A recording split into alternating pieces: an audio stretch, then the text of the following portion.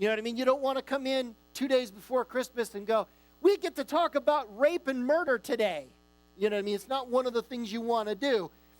And I'm looking at this chapter, and I read in several commentaries, we do not find any homiletical value in chapter 34. Homiletical means anything to preach about.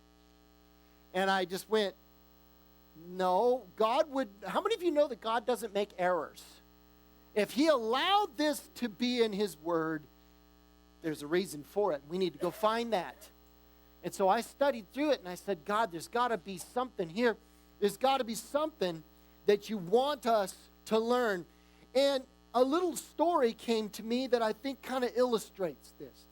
Back in the 1960s in Stanford University, they did a study of 4-year-olds. And in this study, they said to the 4-year-old, here's a marshmallow. Now, if you eat this marshmallow, they would say, you can have it. You can have this marshmallow if you want to. I'm going to leave for a few minutes. But if you don't eat the marshmallow when I get back, I'll give you 2. The experiment was to see which kids would eat the marshmallow. How many of you know that most of them ate the marshmallow? But 12 years later, they went and studied the same children. And here's what they discovered. They found out that your one marshmallow kids, overwhelmingly, they were the troubled, rebellious ones that were getting arrested and thrown out of school. Overwhelmingly, in fact, they found out that their average was 210 points less on their SAT scores than the 2 marshmallow kids. They discovered that the kids who ate the one marshmallow and do not understand the concept of delayed gratification, even at that young an age, it was an indicator that their life was going to be a disaster.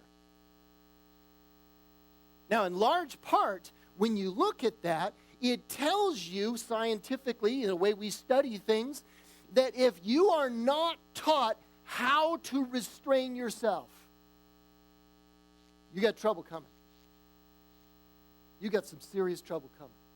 Now, I think that we can apply that into our personal lives as well as how we're dealing with our kids. There are too many of us as parents that let our kids have everything and don't teach them restraint.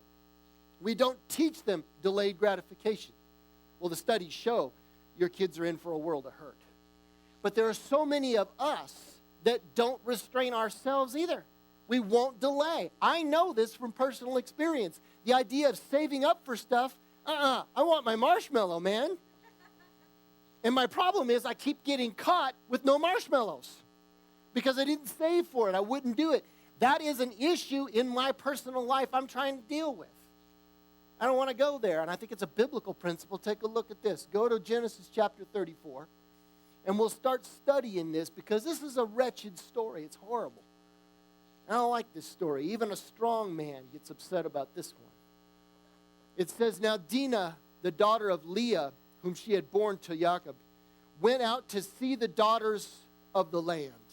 And when Shechem, the son of Hamor the Hivite, prince of the country, saw her, he took her and lay with her and violated her. That's a nice way of saying he violently raped her. His soul was strongly attracted to Dinah, the daughter of Jacob. And he loved the young woman and spoke kindly to the young woman. So Shechem spoke to his father Hamor, saying, get this young woman as a wife. Now, that's coming out of the gate with an R-rated movie straight up. I mean, you're coming out of the gate. This is a hard chapter.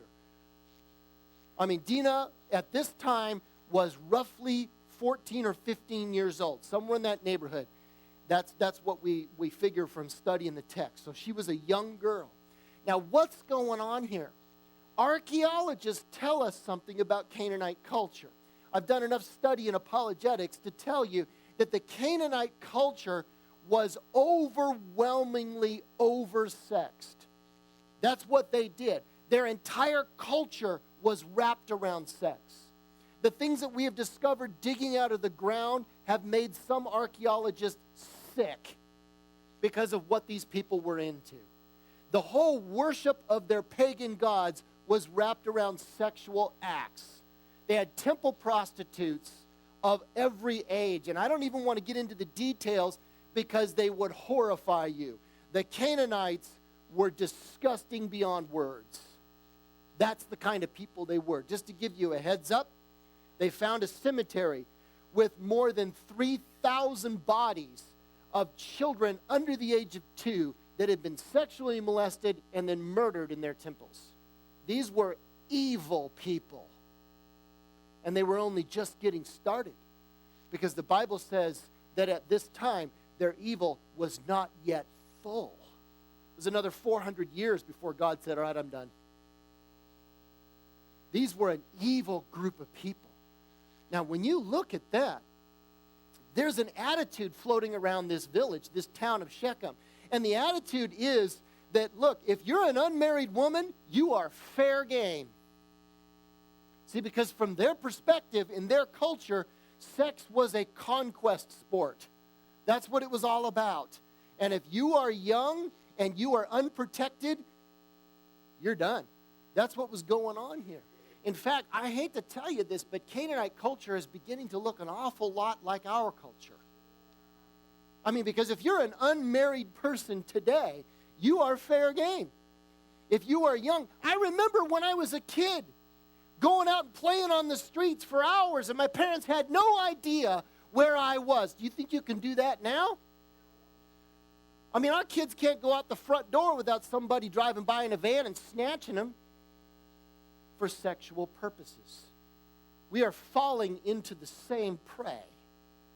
We are going down the same path as a culture. This is where it comes from. So how did Dinah get into this situation? Now, this is extremely important. Pay attention to this. It may change your thinking. You got to understand, it is very likely that Dinah was the only daughter. And when you have 12 brothers, actually 11 brothers, because Benjamin hadn't been born yet, when you're surrounded by this, not only that, Dinah was lonely because she was the daughter of the unloved wife. She probably looked like her mom, which probably didn't bring her into the best of graces with Dad. So she's alienated from her dad. She's isolated from everybody. And like any other young woman, she doesn't want to be alone. Would you? Now, I don't know about you, but how many of you know that teenagers don't always think things through? You know why they don't think things through? Because biologically speaking, their brain is not fully developed and grown until they're 25. Their cerebral cortex is still wiring itself in their early 20s. That is why teenagers can be so darn reckless. They don't think things through, not because they're dumb, but because their nerve cells in their head have not been fully developed yet. There's a reason they need parents. Okay? I remember being there. I don't remember feeling that dumb, but I look back and I go, yes, you were. I didn't feel that way then, but I was. And Dinah, poor thing, it says she went out to see the daughters of the land. Let's take a look at that word, to see, in Hebrew. It's ra'ah. Ra'ah means to see or inspect, but it also means to be seen or to present yourself. In other words, she went to socialize. She wanted to see and be seen. She went to a party. That's what happened. In fact, Josephus says in his studies, he says that the rabbis traditionally say that she went to a festival. She went to a party. And mom and dad knew it. That's even worse. I mean, when you look, that's the tradition. It's not in the Bible. I can't say that that's for sure, but we do know she was there. I mean, just imagine the pressure. You've got this teenage girl that I am confident if she's anything like any teenage girl, and I happen to have one in my life, and they like to whine a lot about everything. And okay, you've got this pressure from a teenage girl. You've got this pressure from the unloved wife who wants to be sympathetic to the daughter. You've got a dad who's totally distracted by his business and by his problems and by all the blended issues that he's got to deal with, because which wife am I with tonight? Whose kids am I dealing with tonight? He's got his problems. Now, either they let her go, they gave into that pressure and said, go to the party. We're locals here. We've been living in Shechem now for a few years. People know us. Not a problem. We'll see you later. Have fun.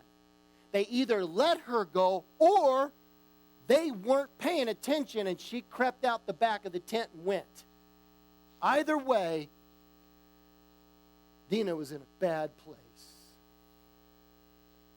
Now think about this for a second. She's alone. She's in a sexually loose culture. She's in a compromised situation, and she became a victim. Now look, you never want to go blame the victim. It's easy to do. It's easy to go blame her, but I'm trying to give you all the context to show that I'm sympathetic to Dina, and you should be too. But I'm here to tell you, if Jacob let her go, that was a really bad choice. But a lot of parents do this. They do it all the time. They do it in our culture right now. It happens all the time. The teenager is constantly complaining, I want to be with my friends, I want to be with my friends. You darn well know as a parent that those friends are not believers. But you give into that pressure because I don't know about you, but my teens could be pretty harsh on me when I didn't let them have their way. Said some pretty awful things. Threatened not to talk to me until they were 30 or something like that. I mean, it's, those kind of things. I know that kind of pressure. But it happens all the time in our culture today. Some young girl gets out there, gets into a party, gets too much to drink, passed out, and before you know it, she's raped. Right? Or driving drunk, or something else. Number one killer of teenagers is suicide. Number two is drunk driving. It happens all the time. So you have to ask yourself, you don't want to blame that victim, but you got to ask yourself, why was she there? Let's understand something about our nature. There is a lure. There is a huge, huge lure to be accepted in a social group. You want that acceptance. You want to socialize badly. And when you're a teenager, it's accented. It's even worse. Parents, you've got to watch out for this. You got to watch over your kids. You got to watch them. But you got to watch yourself too, because you have the same desire. You want to be accepted. And there's nothing wrong with being accepted in a social group. This is a social group, and you are accepted here. That's good. But trying to be accepted down at the bar is not good. It's okay to want to be a part of a social group. Which group? You see, and there's a huge lure about you don't want to be so different. You don't want to stick out. You want to do what everyone else is doing. And you know what? That's not necessarily a bad thing. It just depends on what everyone else is doing. You see, in our culture today, everyone is being sexually loose. Watch the television programs. Watch the movies. Our culture is devolving into the Canaanite culture as we speak. And those of us who are dared to stand back and say, no, you need to be a virgin until you're married and then be exclusive, we're considered out there. That's not what everyone else is doing. And there's this lure to conform to what everyone else is doing. There's a lure to be happy, have fun. Hey, look, there's nothing wrong with being happy and having fun. How many of us were happy and had fun on Christmas Eve right here in this place? You can do that. There's nothing wrong with it. But when we believe the lies that we can be happy doing what the world says will make you happy, when we can be accepted doing what the world says, when we believe those lies, we fall into incredible danger, and that is what happened to Dina. She got into that compromised situation because we got to understand it. Your culture is incredibly powerful. It's a huge influence on you. But here's what the Bible says. Now listen carefully. The Bible calls us to be different. You are called to be a different people. Own it. If you want to serve the living God, whether you're a teenager or an adult, you have to own the fact that you will be different. The world will not accept you. You are not going to fit in. If you serve God, you won't fit in. Guaranteed. And you have to own that truth. But you see, we try to walk the fence. We try to say, well, I can do this. I can go party with the friends. No, you can't. And when something bad happens, when somebody gets pregnant, when the STD comes your way, and you wonder what happened, don't wonder any longer, I just told you. You believed the lies, you went down the path, and you're going to pay for it. This is a major warning to us, guys. Listen, if you're a parent, don't let your kids do these things. Don't let your kids do these things. They want to go to a party, go with them. Yeah, you want to go to the party? Sure, let's go. They won't want to go with you very often. But if you go, look, you ain't going to no parties that is not chaperoned by somebody I know. But Dad, but Mom, but nothing. That's the way it is. But I want to go out on a date with my boyfriend and I'm 14. Okay, I'll go with you. They won't like that. You're sitting in the back of the car going, yeah, everything's good. Let's go to the movies. They won't like that very much. I just want to be alone. I know. And you ain't being no alone with nobody. Ain't going to happen. Not on my watch. But I'm 16. I don't care. 17. I still don't care. 18. You living in my house? I still don't care. That's how it goes. Why? Because you've been down the trail. Listen, you've been down the path. You've seen the destruction. And you're going to go, no. God's way in my house. Now, daddies, this is you. I got me a shotgun now.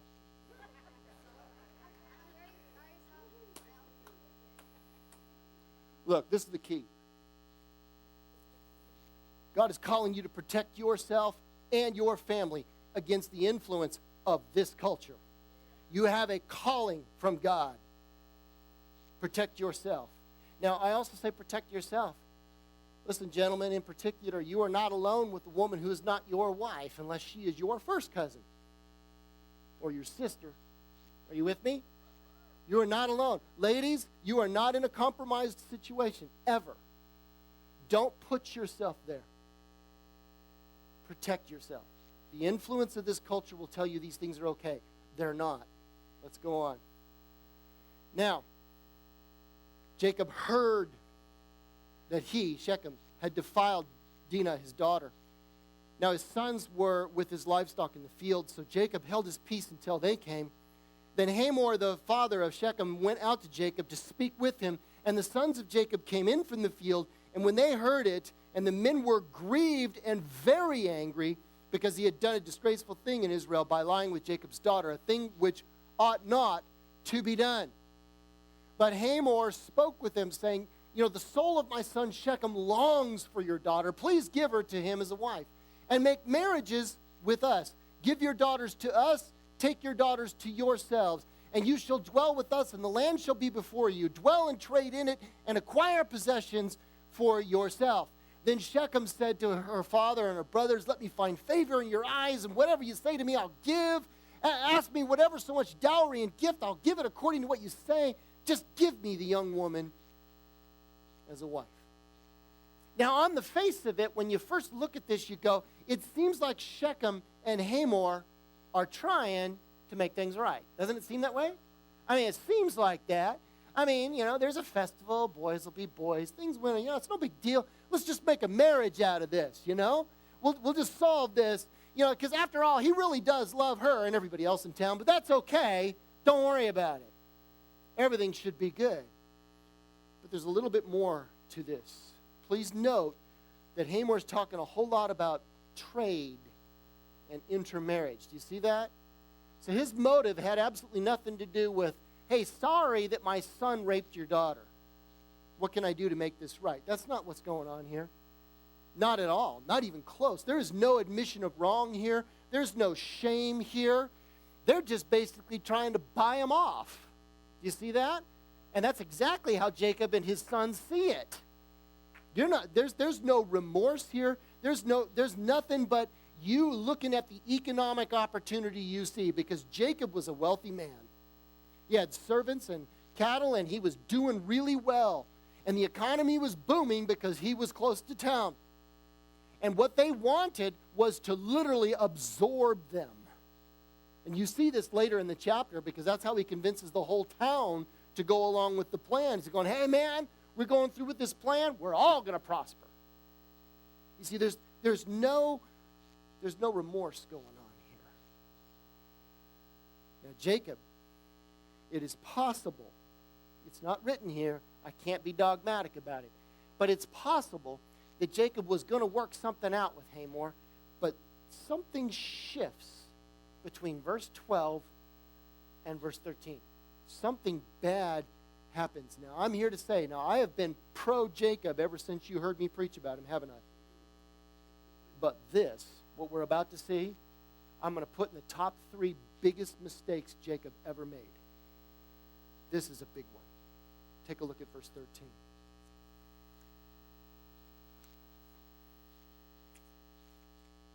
But the sons of Jacob answered. Who's doing the talking? The sons are. Where did Jacob go? You see the mistake? The sons of Jacob answered Shechem and Hamor his father and spoke deceitfully because he had defiled Dinah, their sister. And they said to them, we cannot do this thing to give our sister to one who is uncircumcised, for that would be a reproach to us. But on this condition we will consent to you. If you will become as we are, and every male of you is circumcised, then we will give our daughters to you, and we will take your daughters to us, and we will dwell with you, and everything will be fine. It'll be a big party. But if you will not heed us and be circumcised, then we're going to take our daughter and be gone. Now,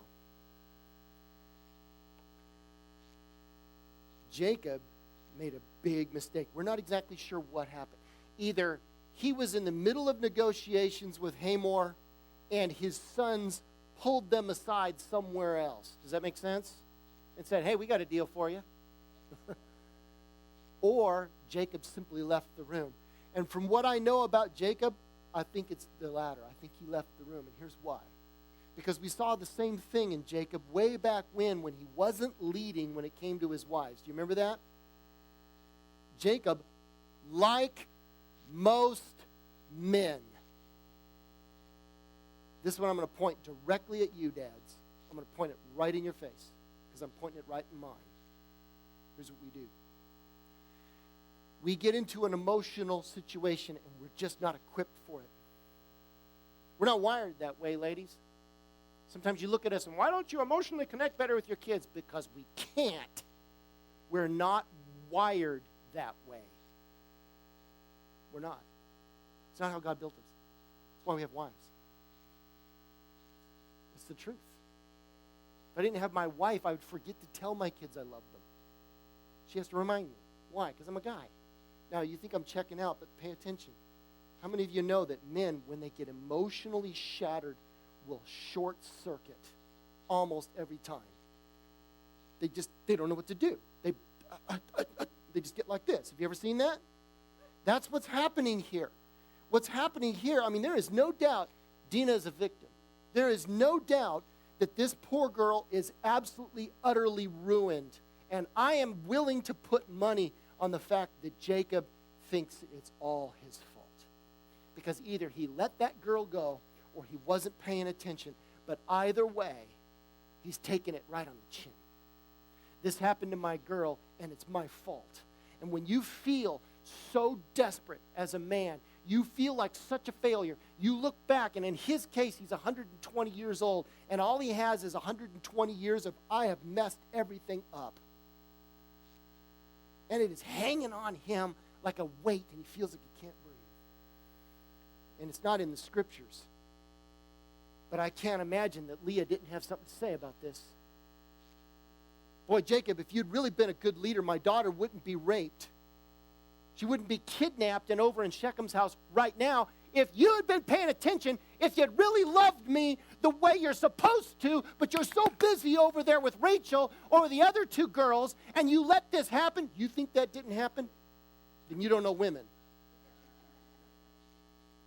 And all of this is coming down on Jacob. And Jacob makes a huge mistake. He checks out. He emotionally withdraws. He simply can't handle it.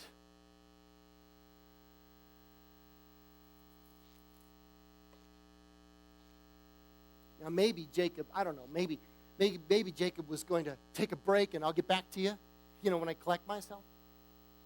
Or maybe he just went, I don't want to deal with it, boys, you deal with it, it's your sister.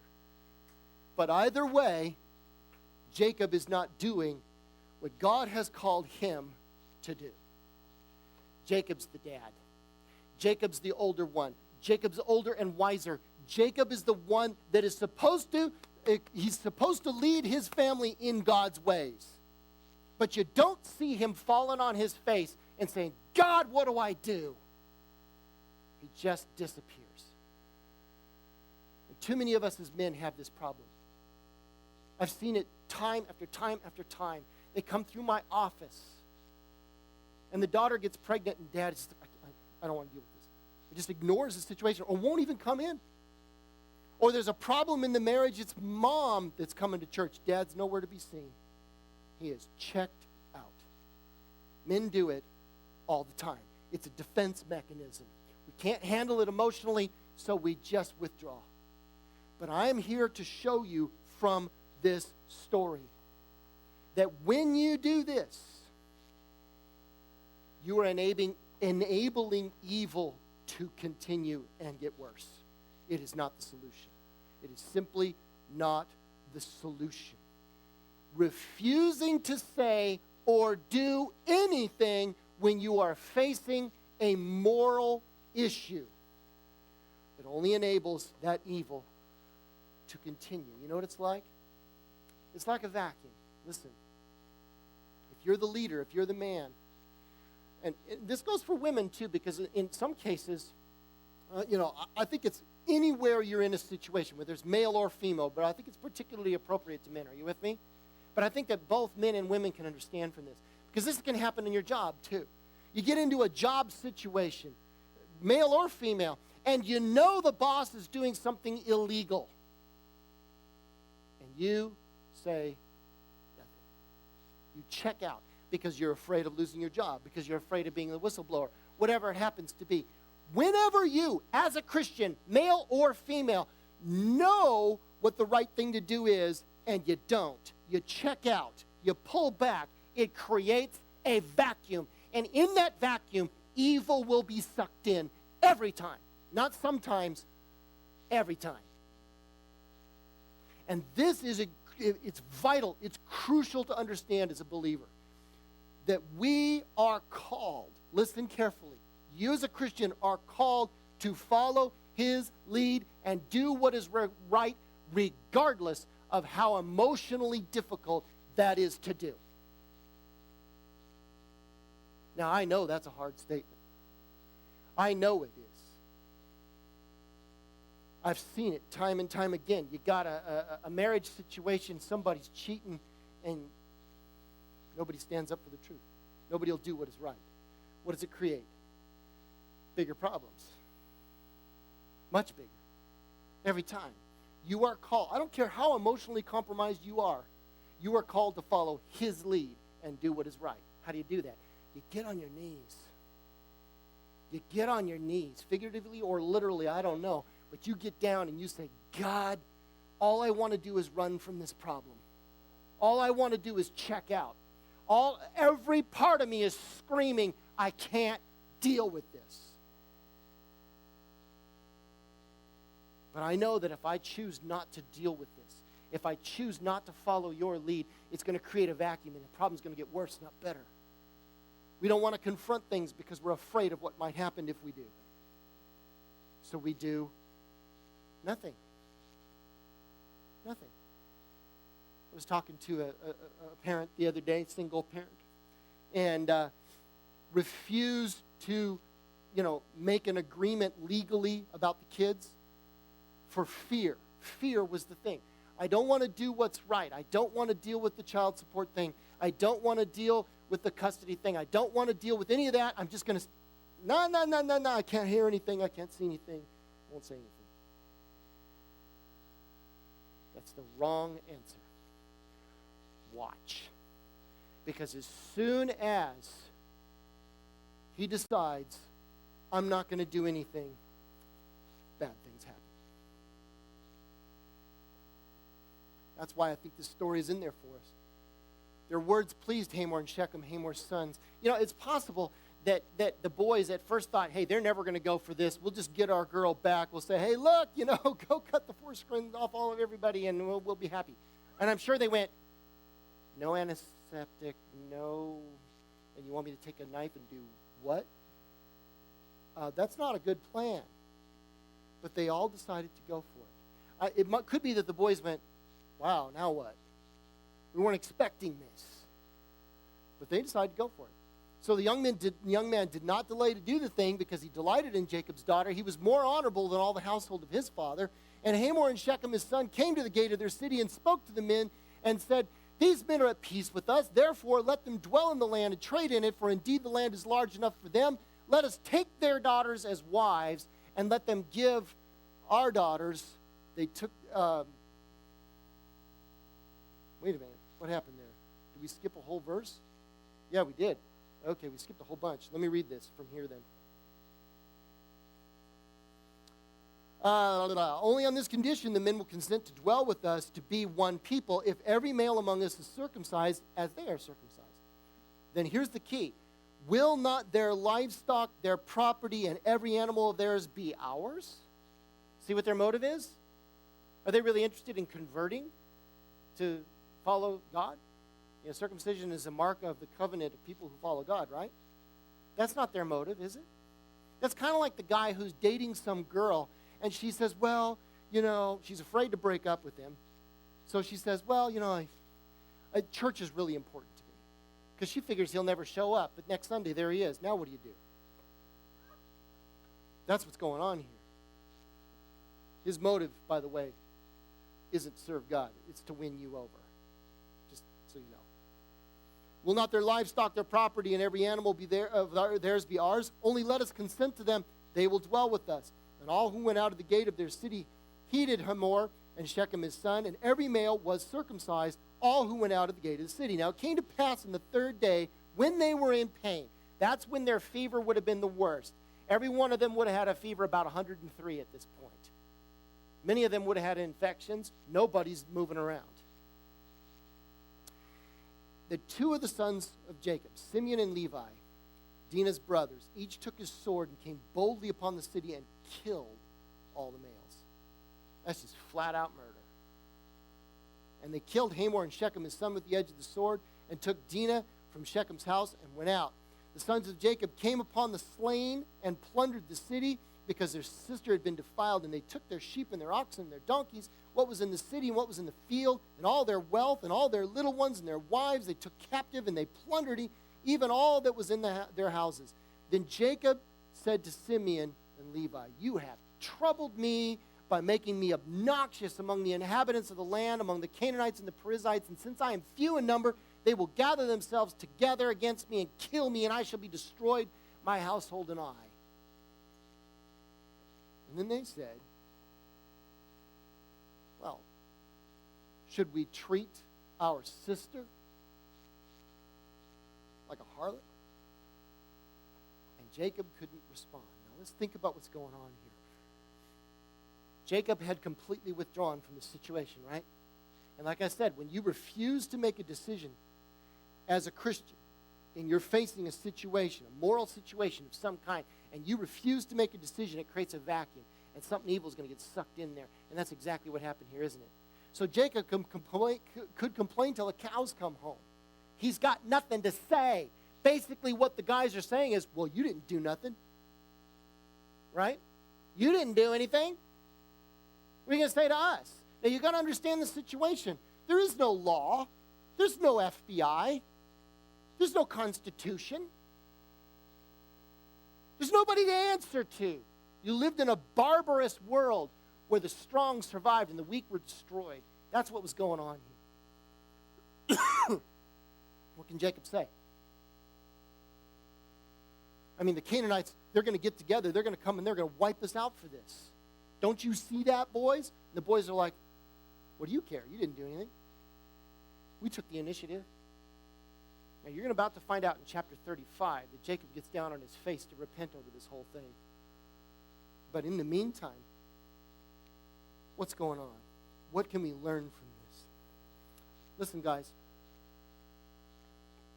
there are two major extremes that people use when they are dealing with a moral or immoral situation. Two extremes. The first extreme we've already talked about. That's to check out and withdraw and say, I'm not going to do anything. But the other, well, it started out right. They had a right to be angry, didn't they? Dina was a victim. They had every right to be mad, and it is okay to be angry. What does the Bible say about anger? Be angry and don't sin. So they crossed that line because Jacob wasn't there to restrain them the way he should have been. You know what they did? Listen carefully. This is the other extreme. They allowed their anger to become hate.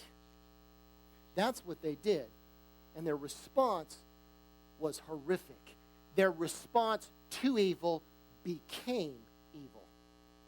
Now, why is it that we should look at them? We can condemn these boys all we want, but I have heard this stuff happening in Christian circles right now. All right, right now. I mean, think about this issue here. I mean, this is a hot button issue, and that's abortion. When you think about abortion, there are some believers, listen, there are some believers that are so afraid of offending people, so afraid of what the world might say. It's a moral situation, isn't it? Either those babies are real human beings, and that is murder, or it is not. This is a moral question, is it not? Say yes. Now, I'm here to tell you that abortion is murder. And I'm unashamed to stand up in this place and say it. But there are a lot of people that are so afraid of offending, so afraid of stirring up the waters, that they do a Jacob. They withdraw. They say nothing. It's happened in Germany. They're rounding up Jews. There is a story, horrific story, and it's a true story, of Christians in a Methodist church singing hymns. The trains were going by. They could hear the Jews screaming, and they just sang louder. That's a true story. When you choose to say nothing, evil gets sucked in, and a Holocaust ensues. But there's an opposite extreme. You see, the opposite extreme is that you turn your righteous anger. Hey, what is the anger? The arguments that say that abortion is okay are false. Abortion is the destruction of a human being, willfully, from the exterior. That's a fact of biology. It's easy to argue. But if you say nothing, the only arguments that you hear are the pro-choice arguments, right?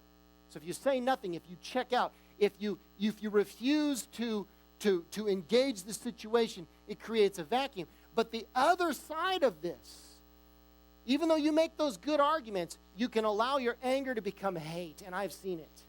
I have seen people who call themselves Christians standing out on street corners spitting at women who are trying to go into an abortion clinic. How is that the love of Jesus? Where was that? No, that's Simeon and Levi, friend. I have seen people who call themselves Christians publicly shaming women who have gone through the abortion process. Now listen, I have dealt with women who have had this happen. They bought the lies and they went down that path, and they are emotionally and spiritually shattered. They need our love, not our hate. Oh, that gets to me. Don't be Simeon. Don't be Levi. No, you don't respond with indifference, and you certainly don't do it with hate. You do it with his truth and his love. I am so tired of hearing Christians that say, I won't volunteer in an AIDS hospice. I would never do that because those AIDS patients, they got AIDS because of immoral behavior. And if I go down there and I volunteer, I'm condoning their behavior. So how is letting them die alone and going to hell? How is that showing the love of God? I missed that part. I missed that. I have personally heard people who call themselves Christians, and I use that term very loosely, say, I won't go down and help the homeless because most of those homeless, they're druggies, they're alcoholics, they're prostitutes. They deserve their misery. They made those choices. I'll give blankets and food to Christians, but not to them. How is letting them starve to death and freeze out in the street? How does that show the love of Jesus? No, it doesn't. That's Simeon. That's Levi. And that's wrong. And if I get a little hot under the collar, you'll forgive me. Because I am here to tell you that this church is going to show the love of Jesus Christ. We're going to do it in practical ways. And we will not sacrifice truth either. It's not either or, friends. It's both and.